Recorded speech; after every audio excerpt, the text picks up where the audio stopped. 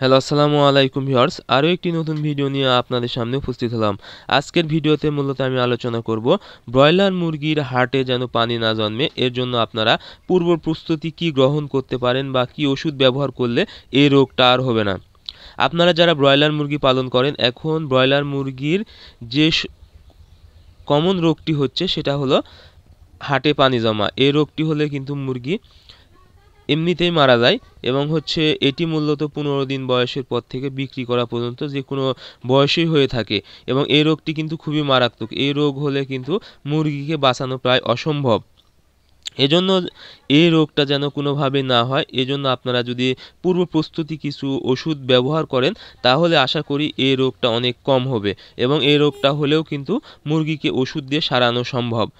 এজন্য আপনারা যে কাজটি করবেন, 15 দিন বয়সের পর থেকেই আপনারা 2 বেলা করে 1 গ্রাম 1 লিটার পানিতে রসুন ব্যবহার করবেন। সকাল এবং বিকাল রসুন যদি ব্যবহার করতে পারেন এবং আরেক বেলা দুপুরবেলা আপনারা কিডনি টনিক 1 মিলি 1 লিটার পানিতে, সেটা হলো যে কোনো কোম্পানির ভালো মানের কোম্পানি, যেমন ইউরিনেক্স আছে, নেফ্রোকেয়ার আছে, লুমিক্স আছে, এই জাতীয় যদি আপনারা কিডনি টনিক এক বেলা ব্যবহার করতে পারেন 5 থেকে 7 দিন এবং তারপরে আবার কিছুদিন গ্যাপ দিয়ে আবার যদি বিক্রি করা পর্যন্ত এই ওষুধগুলো যদি আপনারা ব্যবহার করতে পারেন, আশা করি এই রোগটা হওয়ার সম্ভাবনা একদম কম থাকবে। আপনারা গাউট রোগ থেকে বা পেটে পানি জমা রোগ থেকে রক্ষা করার জন্য অবশ্যই এই রসুন এবং কিডনি টনিক, এটা কিন্তু অনেক কম খরচ পড়বে।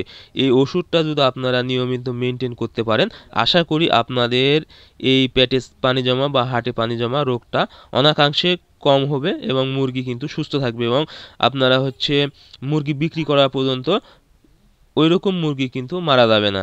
এজন্য অবশ্যই আপনারা এই রোগ থেকে রক্ষা করার জন্য আমি যে ওষুধগুলো বললাম এই ওষুধটা আপনারা মেনটেন করবেন, এটাতে কিন্তু খরচও কম।